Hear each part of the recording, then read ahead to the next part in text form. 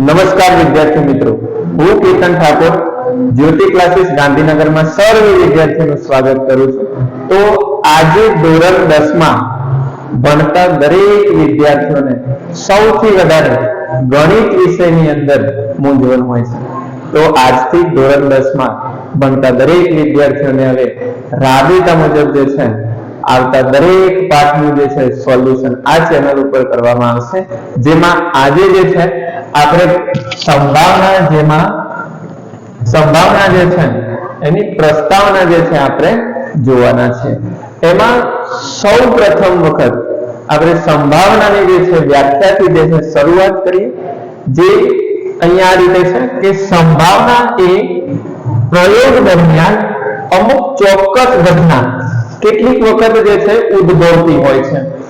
તે સંખ્યા અને પ્રયોગના જે છે કુલ પરિણામનો જે ગુણોત્તર હોય છે એ ગુણોત્તરને જે છે શું કહેવામાં આવે છે તો કે સંભાવના કહેવામાં આવે છે। ત્યાર પછી આ ચેપ્ટરની અંદર ફક્ત એક સૂત્ર છે જેનાથી આપણે દરેક જે છે મોસ્ટ ઓફ દાખલાનું શું કરવાનું હોય છે તો કે ગણતરી કરવાની હોય છે, જેમાં એનું સૂત્ર અહીંયા આપેલું છે, જેની સંભાવના શોધવાનું જે સૂત્ર છે એ સૂત્ર આ રીતે છે। અહીંયા આ જે આપેલું છે આપણે શું કરતા હોઈએ છીએ તો કે p કૌંસમાં a, પરંતુ હકીકતમાં ગાણિતિક સ્વરૂપમાં જે છે આને p ઓફ a તરીકે વંચાય છે અને અહીંયા તેનું સૂત્ર થશે સંભાવના નું સૂત્ર છે ઘટના a થવાના પરિણામ અને ત્યાર પછી છે કુલ પરિણામ।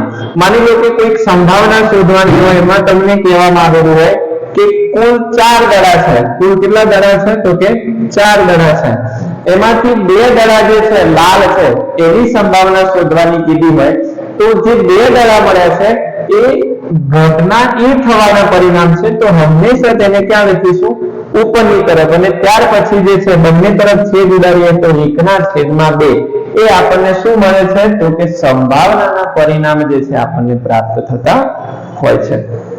ત્યાર પછી જે સંભાવનાની અંદર એમાં એક પ્રાથમિક ઘટના આવે છે અને એક પૂરક ઘટના આવે છે। જેમાં પ્રાથમિક ઘટના છે એ આ પ્રમાણે છે કે જે ઘટનાના પ્રયોગનું પરિણામ ફક્ત એક ધરાવતી હોય તેને પ્રાથમિક ઘટના કહે છે।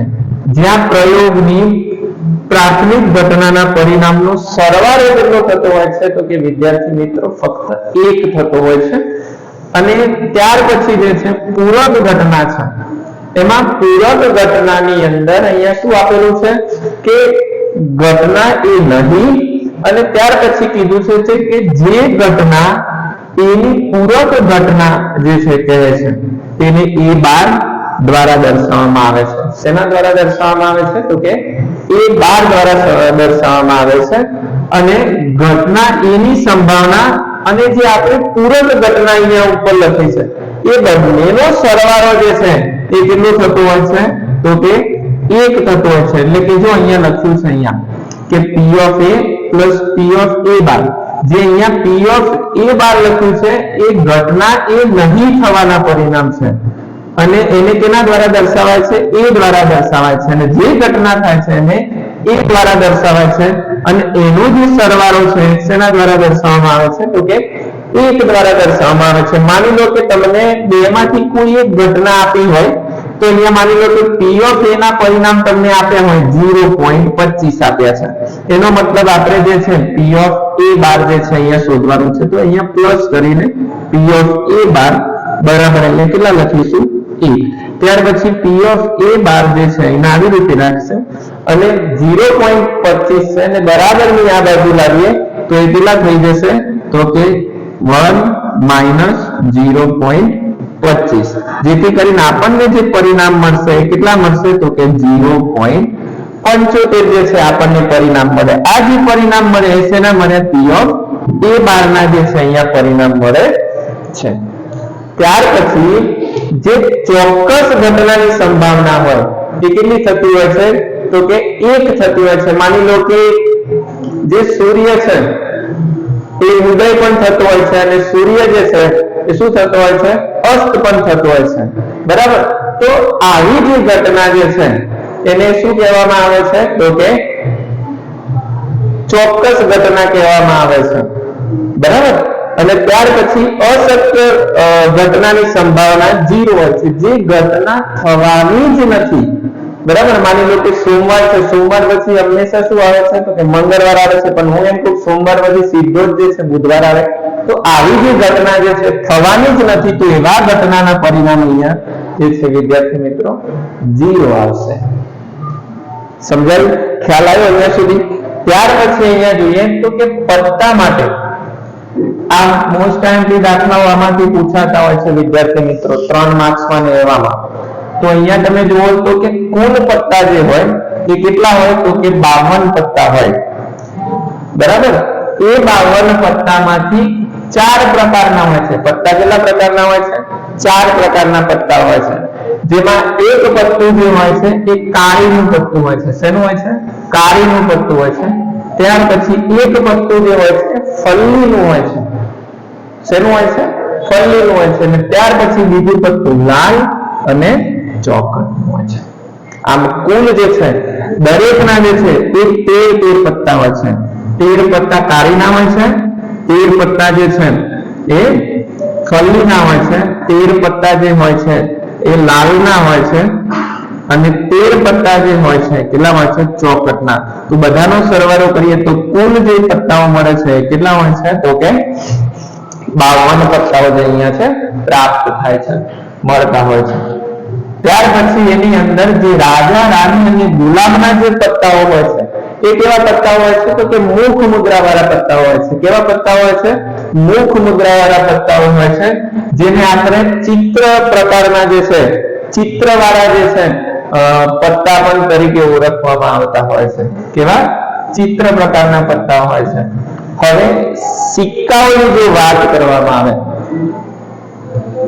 અને જે સિક્કાઓ જે છે ને આપણે જ્યારે ઉછાળતા હોઈએ છે તો તમે જોજો કોઈક રમતની શરૂઆત થતી હશે ને તો એની અંદર હંમેશા જે છે એ સિક્કાના જે છે ઉપયોગ થતો હોય છે. તો એની અંદર જે છે એક સિક્કાના કેટલા પરિણામ હોય છે તો કે 2 પરિણામ હોય છે.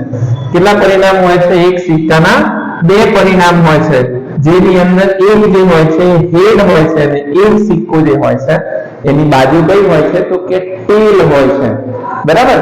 એટલા માટે જે સિક્કો જે છે એ ઉછાળવો એ કેવી પ્રક્રિયા છે તો કે નિષ્પક્ષ પ્રક્રિયા છે, એમાં કોઈ પણ પ્રકારનો પક્ષપાત થતો નથી. અને એ જ રીતે જે છે એક જ સિક્કાને કેટલી વખત ઉછાળવામાં આવે છે તો કે 2 વખત ઉછાળતા જે કુલ પરિણામ પ્રાપ્ત થાય છે, કુલ પરિણામ જે છે કેટલા થાય છે તો કે 4 પરિણામ પ્રાપ્ત થાય છે. કેટલા પરિણામ પ્રાપ્ત થાય છે? 4 પરિણામ પ્રાપ્ત થાય છે, જેની અંદર તે જે સિક્કાઓ પ્રાપ્ત થાય છે પરિણામ એની અંદર જે હોય છે એમાં એક વખત જે છે હેડ અને હેડ હોય છે, અને એક વખત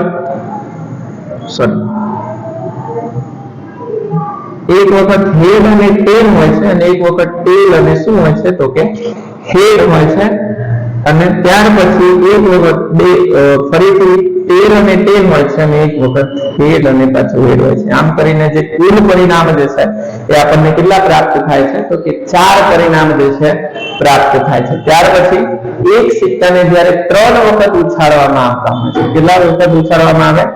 3 વખત ઉછાળવામાં આવે તો એના જે પરિણામ મળે છે કેટલા મળે છે આપણને? 8 પરિણામ મળે છે. કેટલા પરિણામ મળે છે તો કે 8 પરિણામ મળે છે.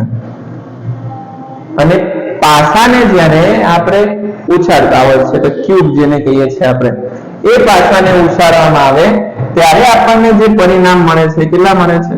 6 મળે છે, જેના ઉપર 1 2 3 4 5 અને શું લખેલા હોય છે? 6 લખેલા હોય છે. એનો મતલબ કે એક પાસાના કુલ પરિણામ કેટલા છે તો કે 6 પરિણામ છે. અને 2 પાસાને જ્યારે એક સાથે ઉછાળવામાં આવે તો આપણને કેટલા પરિણામ મળે છે તો કે કુલ પરિણામ જે છે એ આપણને 36 પ્રાપ્ત થતા હોય છે. કેટલા પ્રાપ્ત થતા હોય છે? 36 પરિણામો જે છે આપણને પ્રાપ્ત થતા હોય છે. જેટલા પણ વિદ્યાર્થીઓ છે એ વિદ્યાર્થીઓને વધારે માર્ક સ્કોરિંગ કરવા હોય તો એના માટે જે છે સંભાવના ચેપ્ટર જે છે સૌથી અગત્યનું જે છે ચેપ્ટર છે. જેની અંદર દરેક વિદ્યાર્થીઓ જે છે આ ચેપ્ટર પૂરેપૂરા માર્ક્સ મેળવી શકે છે. તો દરેક વિદ્યાર્થીઓએ આ ચેપ્ટર તો ફરજિયાત કરવાનું છે, એ પણ મારી સાથે. નમસ્કાર. આજ સુધીમાં આટલું. કાલ નવા વિડીયો સાથે મળીશું. જય ભારત, જય હિન્દ.